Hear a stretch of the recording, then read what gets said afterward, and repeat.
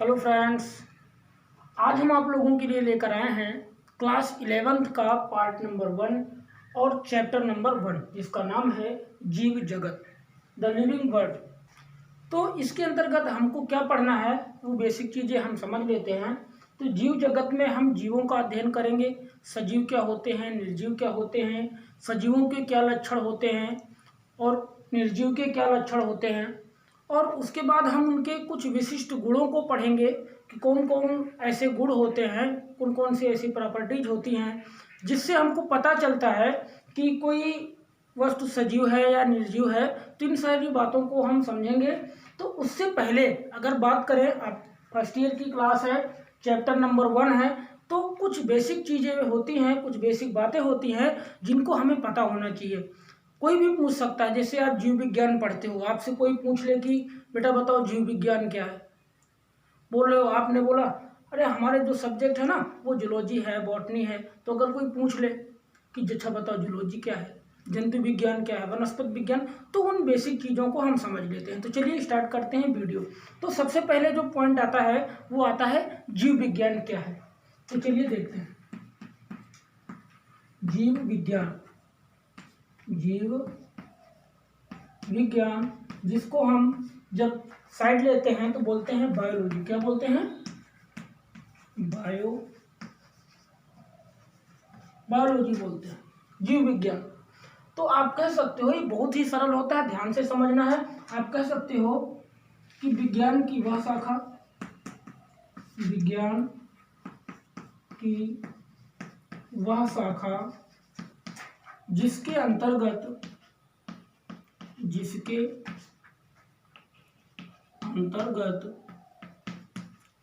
हम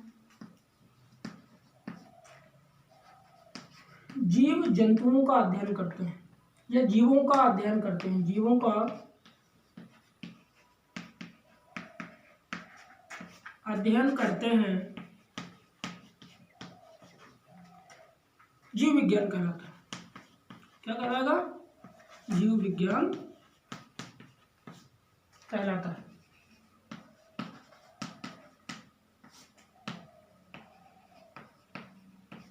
क्या कह सकते हैं कि विज्ञान की वह शाखा जिसके अंतर्गत हम जीवों का अध्ययन करते हैं, जीव विज्ञान।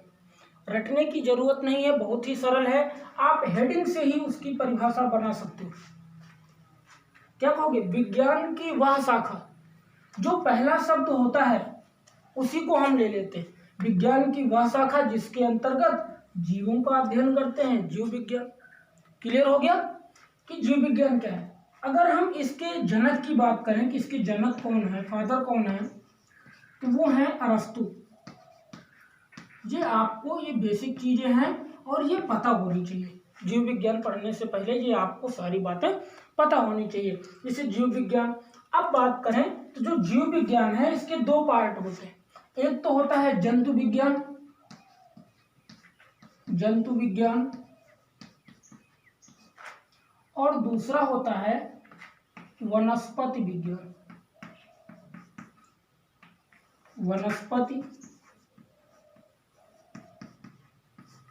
जंतु विज्ञान को हम जूलॉजी बोलते हैं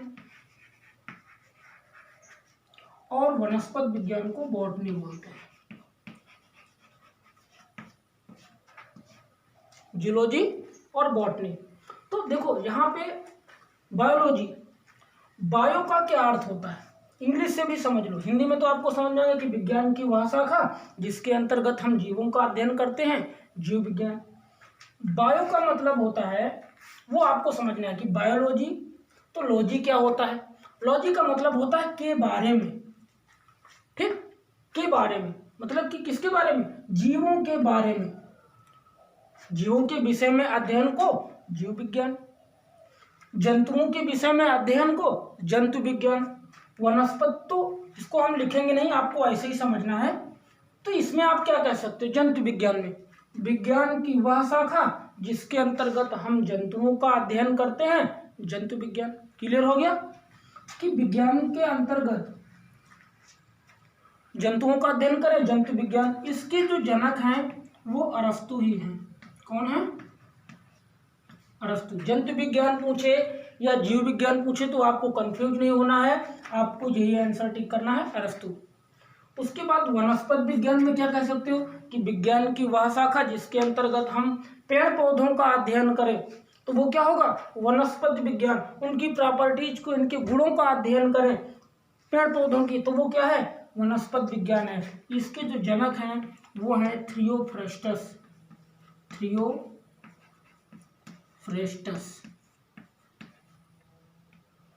तो ये सारी बातें जो अभी हमने आपको बताई हैं, जीव विज्ञान, जंतु विज्ञान, वनस्पत विज्ञान, ये बेसिक चीजें होती हैं जो आपको आना चाहिए।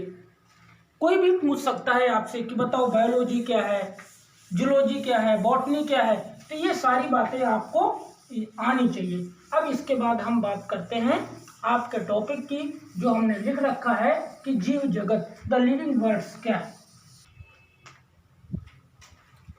अब देखो, ये आपका लिविंग वर्ड है, जीव जगत है, और इसमें जो पहला क्वेश्चन बनता है, सबसे पहला क्वेश्चन वो है कि सजीव क्या है।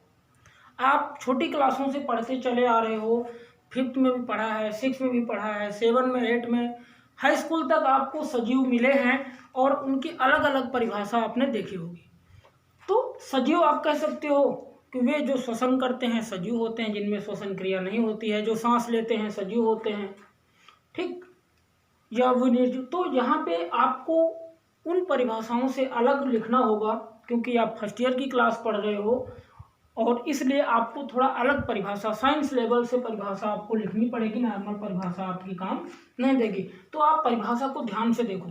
लिखा है जीव स्वप्रतिकृति, विकासशील, स्वनियमनकारी, पारस्परिक क्रियाशील तंत्र है। मतलब कि जो सजीव है वो एक तंत्र है, किसका, स्वप्रतिकृति का, विकासशील का, स्वनियमनकारी, जो बाह्य उद्दीपनों के प्रति अनुक्रिया की क्षमता रखते हैं, वे सजीव होते हैं।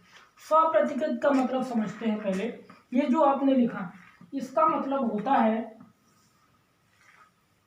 कि जो अपने समान संतान उत्पन्न कर सके। स्वप्रतिकृत का मतलब स्व माने स्वयं, प्रतिकृति जो स्वयं क्रिया करे और क्रिया करके क्या अपने समान संतान उत्पन्न करे, वो क्या है, सजीव है। पहला पॉइंट, स्वप्रतिकृत, अपने समान संतान उत्पन्न करने की क्षमता, विकासशील, उसकी वृद्धि भी हो, स्वनियमनकारी, जो अपने शरीर पर नियंत्रण कर सके, पारस्परिक क्रियाशील हो, क्रिया करने में क्रियाशील हो, क्रिया करने में, तो क्या तंत्र है एक, जो बाह्य उद्दीपन, बाह्य उद्दीपन समझ रहे हो, जैसे अब हम पढ़ा रहे हैं, कुछ पसीना आ रहा है, तो ये क्या है, हम उस पसीने के प्रति, बाह्य उद्दीपन के प्रति क्या कर रहे हैं, अनुक्रिया कर रहे हैं। क्या कर रहा है, जो बाह्य उद्दीपनों के प्रति अनुक्रिया। आपने पढ़ा होगा अनुकूलन, एडॉप्टेशन।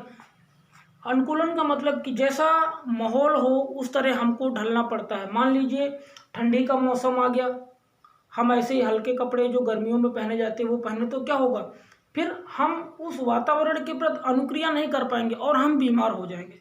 समझ रहे हो ना हमारी बात। अनुक्रिया का मतलब जिस तरह मौसम हो उसी तरह हमको बदल जाना चाहिए, क्योंकि साइंस कहता है कि जो वातावरण के अनुसार अपने आप को परिवर्तित नहीं कर पाता है वो विलुप्त हो जाता है या समाप्त हो जाता है। जैसे अब आप एग्जाम्पल देख लो, हम इस हाथ से लिखते हैं, ठीक, तो अब कारण क्या है कि हमने कोशिश नहीं की इस हाथ से लिखने की, तो वो क्या है, अब हम उतनी स्पीड से इस हाथ से नहीं लिख पाएंगे, मतलब अनुक्रिया नहीं होगी। अनुक्रिया, बाह्य उद्दीपन के प्रति अनुक्रिया। जैसे मान लीजिए कोई पिन चुभती है, तो हमें उद्दीपन के द्वारा, बाह्य उद्दीपन है ये भी एक क्या है, बाह्य उद्दीपन है, जिससे हमको पता चलता है कि कुछ पिन चुभी है या कुछ चुभा है, तो ये क्या है, सारे बाह्य उद्दीपन है, तो इनके प्रति हमारा शरीर अनुक्रिया करता है। तो ये सारे लक्षण जिसमें प्रेजेंट हों वही क्या है, सजीव है। अच्छा, बात करें तो सजीव हो गया। निर्जीव में ये सब नहीं होगा। जैसे मान लीजिए चाक है, तो क्या इसी तरह की ये दूसरी चाक बना पाएगी, नहीं बना पाएगी। मतलब कि स्वप्रतिकृत की क्षमता निर्जीव में नहीं होती है। विकासशील, बढ़ भी नहीं सकता है। अभी वो आगे पढ़ेंगे, जब इसके हम सजीवों के लक्षण को पढ़ेंगे तो विधिवत समझ में आएगा। स्वनियमनकारी, जो स्वयं नियंत्रण कर सके। पारस्परिक क्रियाशील तंत्र है जो वायु उद्दीपनों के प्रति अनुक्रिया करता है। वायु उद्दीपन हमने एग्जाम्पल आपको दे दिया। तो आपको आई होप मैं आशा करता हूँ कि ये सजीव आपके समझ में आ गया कि सजीव क्या है। जिनमें ये सारे लक्षण प्रेजेंट हों उन्हीं को हम सजीव कह सकते हैं, अन्यथा वो क्या है, निर्जीव है। तो अब हम बात करते हैं सजीवों के लक्षण की। तो अब आपको दिख रहा है कि जीवधारियों के लक्षण जो होते हैं, मतलब किन लक्षणों से हम पहचानेंगे कि कोई जीव सजीव है या निर्जीव है। तो सबसे पहले जो जीवधारियों का लक्षण होता है वो है वृद्धि। कि जो जीवधारी हैं, जो सजीव हैं, उनमें क्या होता है, वृद्धि होती है। अच्छा, आप गेस करो कि वृद्धि किस किस प्रकार से हो सकती है। तो पहला जो आएगा, पहला पॉइंट, वो आपको दिखेगा कि वृद्धि आकार में हो सकती है ना। ध्यान से समझना है आपको। वृद्धि किस में हो सकती है, आकार में वृद्धि हो सकती है। और किस में वृद्धि हो सकती है, ग्रोथ, आकार हो गया, है ना। और क्या होगा, उसके संख्या में वृद्धि हो सकती है। किस में वृद्धि हो सकती है, संख्या में वृद्धि हो सकती है। आकार में वृद्धि हो सकती है और संख्या में वृद्धि। आकार में कैसे वृद्धि होगी, मान लीजिए कोई है वो इतना छोटा है, फिर वो बढ़ करके उसका आकार क्या हो गया, इतना बड़ा हो गया, मतलब कि उसके आकार में वृद्धि हो गई। ये पहला था। दूसरा, मान लो कोई चीज है जो एक है, सिंगल है, और वो बढ़ करके क्या हो गया, डबल हो गया। तो ये क्या हो गया, इसकी संख्या में वृद्धि हो गई, संख्या में बढ़ गया, आकार में बढ़ गया। और अच्छा कैसे बढ़ सकता है, तो आकार में परिवर्तन हुआ, ये वृद्धि है, ग्रोथ हो रहा है, आकार में बढ़ गया, संख्या में बढ़ गया। तो ये दो तरह से वृद्धि हो गई। और एक चीज, भार में बढ़ सकता है। किस में बढ़ सकता है, ये दूसरा पॉइंट है। तीसरा, भार में, है ना। मान लो कोई वस्तु है और या कोई जीव है, वो उसका वजन पहले 10 किलोग्राम था, है ना, और बाद में वो बढ़ गया, उसका वजन हो गया 20 किलोग्राम, है ना। तो तीन तरीके से हमने देखा कि वृद्धि जो है वो तीन तरीके से हो सकती है किसी भी जीव में, जीवधारियों में। या तो उसका आकार बढ़ जाए तो उसको हम वृद्धि बोलेंगे, उसकी संख्या में वृद्धि हो जाए, और तीसरा जो है वो भार। तो तीन तरीके से वृद्धि हो सकती है ना, आकार में, संख्या में, और दूसरा भार में। तो वृद्धि को आप लिख सकते हो। अब इसमें जो दूसरा पॉइंट है वो आता है जनन, रिप्रोडक्शन का। देखो, वृद्धि के बाद हमने क्या बताया था कि रिप्रोडक्शन, जनन। उससे पहले कुछ बातें और कर लेते हैं इस वृद्धि में। देखो, आकार में वृद्धि आपने पढ़ लिया, संख्या में वृद्धि, भार में। अच्छा, हम बात करें कि क्या जो वृद्धि है वो सिर्फ सजीवों में ही होती है, तो आप बोलोगे यस, सिर्फ सजीव में। लेकिन ऐसा नहीं है, ऐसा नहीं है। निर्जीव में भी वृद्धि होती है। वो कैसे होती है वो भी हम आपको बताते हैं। सजीव में तो आकार में वृद्धि हो गई, संख्या में वृद्धि हो गई, भार में वृद्धि हो गया। तो सजीव, देखो इसमें एक और आता है लक्षण, तो आप पढ़ रहे हो, लेकिन एक होता है विशिष्ट लक्षण। क्या होता है, विशिष्ट लक्षण होता है। अच्छा, विशिष्ट लक्षण क्या होता है, वह लक्षण जो सिर्फ एक ही प्रकार के जीवों में पाया जाए, या तो सजीव में पाया जाए या निर्जीव में। अगर निर्जीव में पाया जाए तो फिर वो सजीव में ना पाया जाए, तो वो विशिष्ट लक्षण होता है। सजीव में है तो सजीव में ही पाया जाए, निर्जीव में ना पाया जाए, ऐसा लक्षण विशिष्ट लक्षण कहलाता है। क्या कहलाता है, विशिष्ट लक्षण कहलाता है। तो ग्रोथ में देखो एक चीज और, तो सजीव हो गया, सजीव में वृद्धि हो गई। उसके बाद अगर हम बात करें कि जो निर्जीव हैं, अगर आपने देखा होगा पर्वत देखे हैं, तो पर्वत क्या होता है, आपने देखा होगा कि पर्वत की ऊंचाई कई सेंटीमीटर हो और उसके बाद उसका आकार बढ़ गया हो, तो वो कैसे बढ़ जाता है, जो धूल मिट्टी के कण होते हैं वो उड़ के आया करते हैं और उस जगह पर बैठते रहते हैं, और कुछ समय के बाद हम देखते हैं उसका आकार बढ़ जाता है।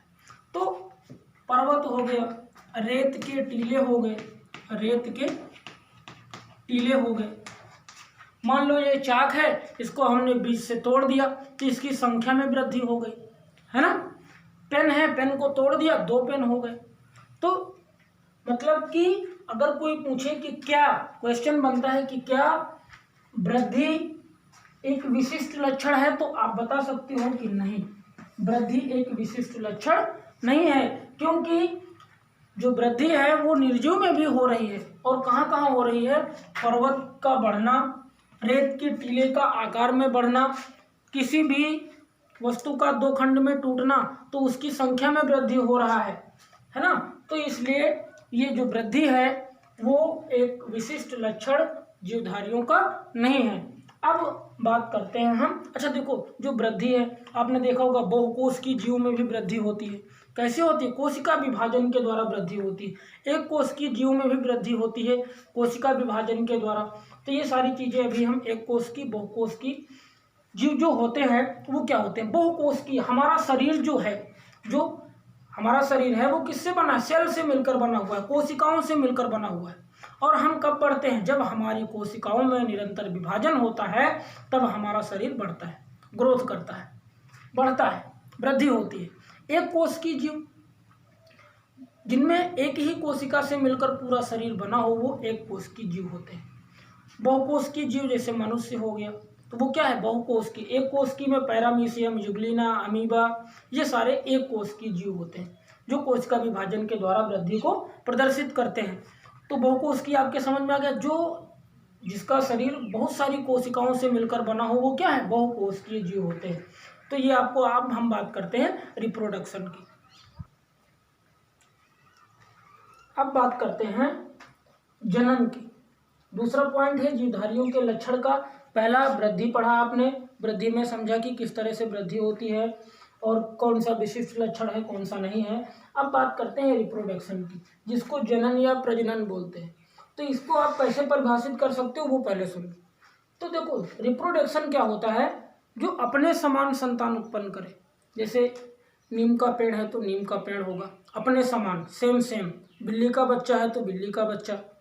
एग्जाम्पल समझते हैं, कुत्ते का पिल्ला हो गया तो कुत्ता उसका क्या है? सेम सेम, जो उससे मैच करे वो क्या है? तो आप कह सकते हो, परिभाषा किस तरह बना सकते हो कि अपने समान संतान उत्पन्न करने की क्षमता जनन कहलाती है। क्या बोलोगे? अपने समान, सेम सेम, ठीक। अपने समान संतान उत्पन्न करने की क्षमता क्या कहलाती है? प्रजनन या जनन या रिप्रोडक्शन कहलाती है। और ये जो जनन है वो दो प्रकार से होता है। एक है लैंगिक जनन जिसको सेक्सुअल रिप्रोडक्शन बोलते हैं, और दूसरा है अलैंगिक जनन जिसको हम एसेक्सुअल रिप्रोडक्शन बोलते हैं। तो अपने समान संतान उत्पन्न करना मतलब कि आपने देखा होगा जो पेड़ है, चाहे वो पेड़ पौधों में ले लो, ऐसा नहीं है कि इमली का पेड़ है तो उसमें आम का पेड़ उगाएगा, ऐसा कुछ नहीं है। मतलब कि अपने समान, सेम सेम उत्पन्न करे तो वो कैसा होता है? जनन होता है। तो जनन दो प्रकार से होता है, लैंगिक जनन और अलैंगिक जनन। तो लैंगिक जनन में क्या होता है? ये बहुकोशिकीय जीवों में होता है। किसमें होता है? बहुकोशिकीय जीवों में होता है, बहुकोशिकीय जीवों में होता है। मतलब कि इसमें क्या होता है? लैंगिक जनन में इसमें एक नर युग्मक होता है और एक मादा युग्मक होता है। एक नर युग्मक और एक नर युग्मक और एक मादा युग्मक होता है, और इन दोनों का संयोग होता है तो बनता है, क्या बनेगा? युग्मक बनेगा। क्या बनेगा? युग्मक बनता है, और युग्मक से फिर जाइगोट बनता है, और फिर न्यू चाइल्ड का फॉर्मेशन होता है। तो ये तो हो गया लैंगिक जनन की बात, कि लैंगिक जनन में बहुकोश की जीव हिस्सा लेते हैं और उसमें एक नर होता है और एक मादा। मतलब कि दो की आवश्यकता होती है तो न्यू चाइल्ड्स का फॉर्मेशन होता है लैंगिक जनन में। अलैंगिक में एक कोश की जीव आते हैं, एक कोश की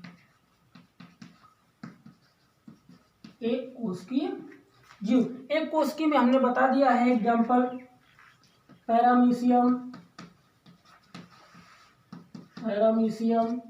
युग्लिना, अमीबा, ये सारे क्या हैं? एक कोश की जीव हैं जो कोशिका विभाजन के द्वारा जनन करते हैं। इसमें दो युग्मक की आवश्यकता होती है, नर युग्मक मादा युग्मक, लेकिन उसमें एक ही प्रकार के युग्मक की आवश्यकता होती है और उसी से वो अपना फॉर्मेशन करते हैं। तो चलिए देखते हैं किस तरह से वो अलैंगिक जनन के द्वारा अपना विभाजन करते हैं और नई जीवों को जन्म देते हैं। तो लैंगिक जनन समझ में आ गया कि बहुकोष की जीवों में होता है, इसमें एक नर और एक मादा गैमेट्स होता है, युग्मक होता है, तो ये जाइगोट बनाता है और फिर नए चाइल्ड का फॉर्मेशन करता है। तो चलिए आगे कुछ एग्जाम्पल देखते हैं जिनको हम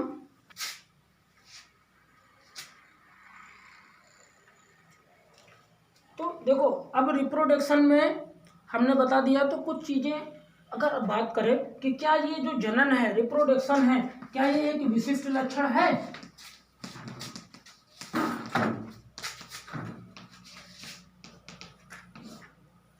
विशिष्ट लक्षण, विशिष्ट लक्षण का मतलब हमने बता दिया कि विशिष्ट लक्षण वे लक्षण होते हैं जो सिर्फ सजीवों में ही पाए जाए।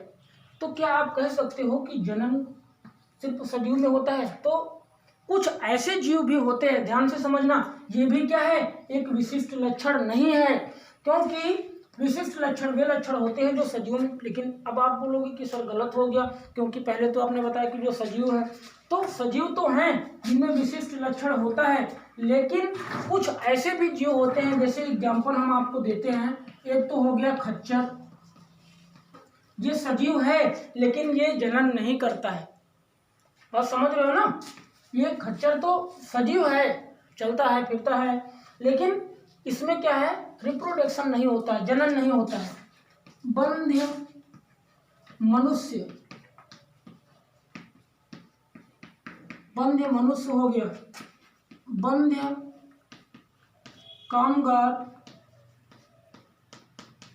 मक्खी, ये सारे क्या हैं, है तो सजीव, लेकिन ये रिप्रोडक्शंस नहीं करते हैं, जनन की प्रक्रिया को नहीं करते हैं। आपने देखा होगा खच्चर, बंध्य मनुष्य, आपने देखा होगा आपके गांव में या आपके पड़ोस में कुछ लोग ऐसे होंगे जिनके एक भी संतान नहीं होगी, बच्चे नहीं होंगे, तो वो क्या होते हैं, उनको हम बंध्य मनुष्य बोलते हैं। है तो सजीव लेकिन वो रिप्रोडक्शन नहीं कर सकते। तो इसका मतलब हम कह सकते हैं कि जो जनन है वो भी एक विशिष्ट लक्षण नहीं है। बंध्य कामगार मक्खी, मक्खियों की प्रजातियां होती हैं, उसमें एक रानी मक्खी होती है जो सिर्फ क्या करती है, बच्चे उत्पन्न करती है, और कुछ हेल्पर होते हैं उनके जो भोजन लेके आते हैं बाहर से।